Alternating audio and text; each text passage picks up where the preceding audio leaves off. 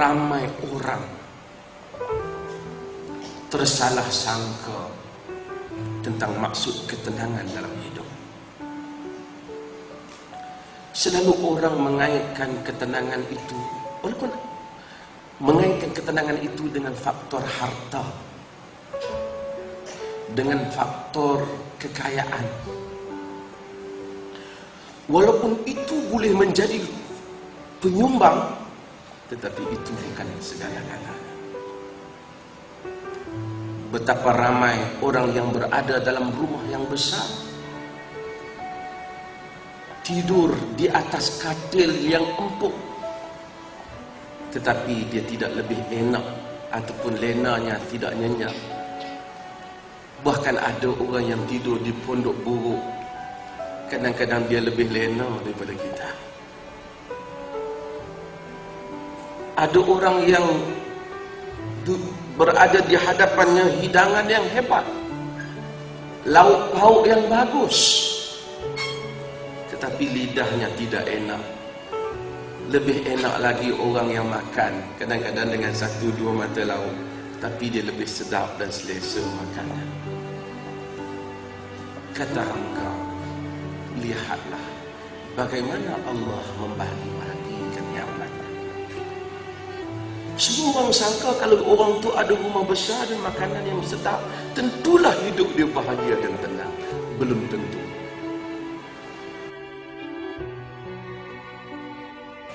Jika Allah hendak memberikan kebahagiaan kepada seseorang, dia tidak boleh ditahan oleh apa-apa tangan sekalipun. Jika Allah menghalang kebahagiaan kepada seorang, dia tidak boleh dihulur oleh apa-apa tangan. Jika Allah uruskan urusan kita dan Allah tidak serahkan diri kita kepada kita, walaupun sekelip mata, dunia boleh berbuat apa-apa, tetapi mereka tidak boleh mencabar kebesaran kerajaan Allah. Jika Allah mengatur untuk kita apa yang orang sangka tewas, kita akan melihat kemenangan dari sisi Allah. Apa yang orang rasa rugi, Allah akan memberikan keuntungan yang mana jalan-jalan manusia tak sangka, tetapi Allah boleh mewujudkan keajaiban dalam kehidupan.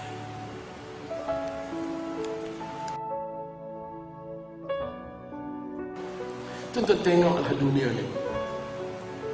Kadang-kadang tuan-tuan, manusia dia hilang satu benda daripada dunia, kadang-kadang macam dia hilang segala-galanya. Saya nak sebut tuan-tuan, berapa banyak dalam hidup tuan-tuan telah lalui keperitan hidup. Cuba ingat, ketika kita kena keperitan, kita rasa kita tidak dapat keluar daripadanya. Tapi hari ini Allah telah keluarkan kita berada dalam keadaan yang baik. Ketika kita ditimpa musibah tertentu, kita kata habislah aku kali ini. Tapi usia kita telah berjalan, kita masih lagi hidup dan makan dan menikmati kurniaan Tuhan. Ketika kita kata, ya Allah tolonglah aku, ya Allah tolonglah aku susah ya Allah. Hari ini kita pun telah lupa kepada perkataan itu. Dan kita pun lupa kadang-kadang untuk bersyukur di atas berbagai rancau hidup yang telah Allah keluarkan kita daripadanya. Orang-orang yang diberitahu kepada mereka, Nuh, orang ramai sedang berkumpul untuk ambil tindakan kepada kamu. Nuh, orang nak ambil tindakan kepada hang. Nuh, orang nak ambil tindakan pada kau. Nuh, ada orang nak bertindak pada kau. Kata Allah, iman dia tambah. Bukan kita kata, pasal apalah Allah uji aku, apalah dosa aku. Dah. Kata Quran, iman mereka bertambah. Mereka kata, hasbunallah wa ni'mal wakil. Cukuplah bagi kami ni Allah, dialah sebaik-baik tempat diserahkan urusan. Siapa yang tidak melaluinya tidak akan memahami maksud ini. Orang-orang yang pernah hidup dan bertawakal, dia akan mengetahui tentang keajaiban tawakal. Bila hati insan bulat kepada Ya Rabb, inni fawwadtu hadza amri ilaik. Ya Allah, aku serahkan urusan ini kepadamu ya Allah.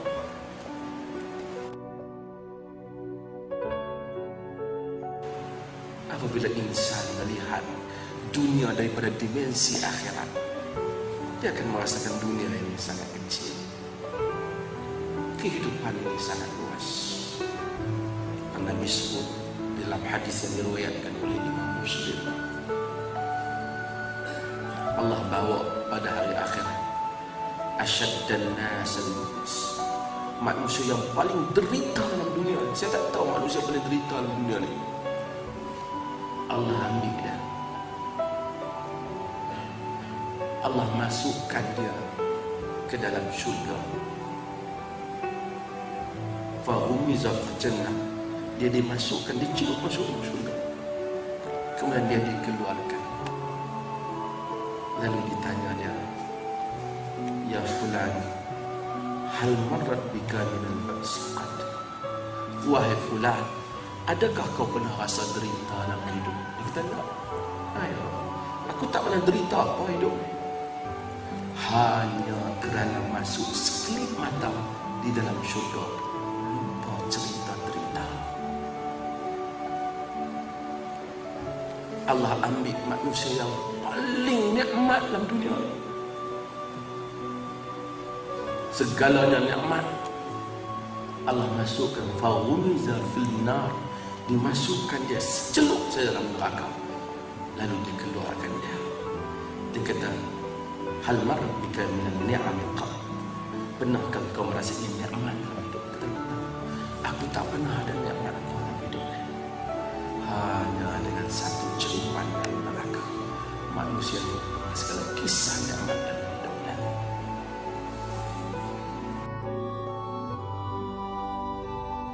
Kita selalu nak bersyukur kalau kita diberi benda baru, dan kita lupa bahawa apa yang telah ada pada kita ini pun suatu nikmat yang besar. Suatu hamba Allah yang patah kakinya, yang dia tidak pernah pun sebut dulu, barangkali tak pernah teringat ada tentang nikmat kaki yang setiap hari dia pijak. Tapi bila satu hari dia sakit kaki, kata, ya Allah, bagilah balik kaki aku, sembuhlah balik kaki. Dia tahu besarnya nikmat kaki, nikmat tangan, nikmat sihat. Kata hamka, yang ada ini sudah harapan kita. Yang kita ada di harapan kita. Tapi insan, bukan salah untuk kita mengharapkan yang belum ada, tetapi jangan lupa yang telah ada.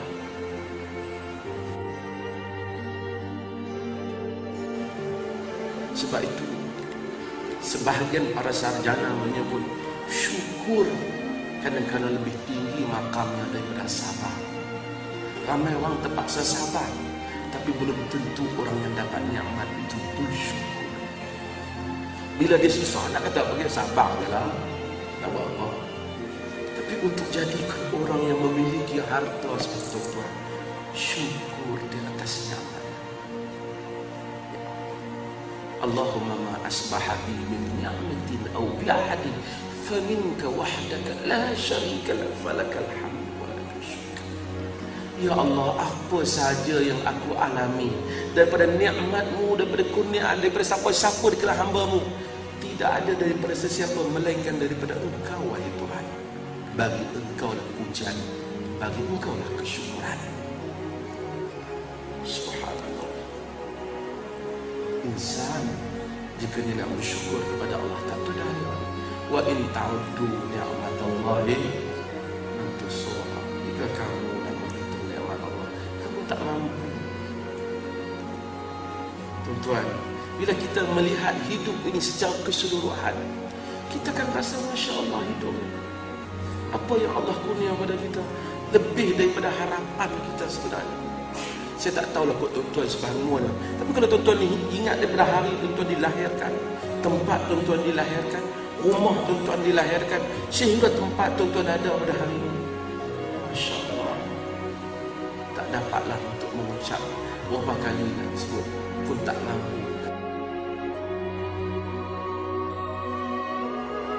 Ketika orang-orang yang kafir itu mengeluarkan dia, ketika dia salah seorang daripada dua, dia dan Abu Bakar, yang Nabi dan Abu Bakar, ketika mereka berada di dalam gua, ketika dia berkata kepada sahabatnya, la tahzan innallaha ma'ana,